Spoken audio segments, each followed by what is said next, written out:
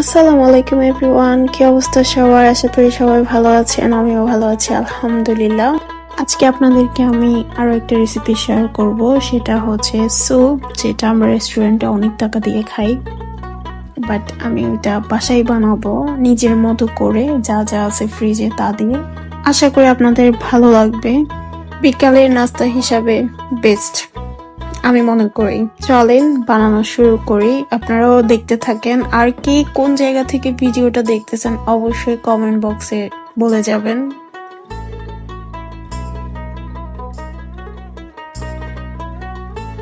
রান্না করতে করতে আমি আপনাদের সঙ্গে কিছু কথা বলি, সেটা হচ্ছে ব্লগিং জিনিসটা আসলে আমার আগে থেকে কখনো কোনো প্ল্যানিং ছিল না যে আমি একটা পেজ মেনটেন করব।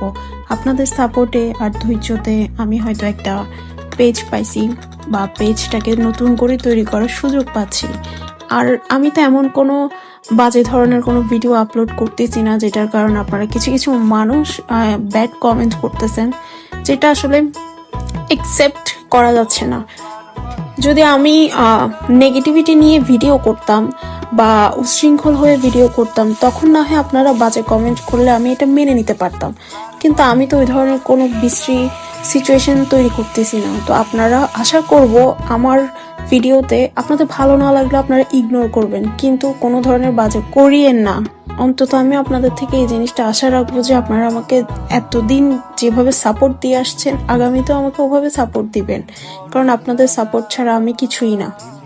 আর আমি চেষ্টা করব ভালো ভালো কন্টেন্ট দেওয়ার, ভালো ভালো ভিডিও দেওয়ার। আশা করি আপনারা বুঝতে পারছেন। আমি চাই আপনারা আমাকে সাপোর্ট করেন। আপনাদের সাথে কথা বলতে বলতে আমার স্যুপ রেডি, গরম গরম।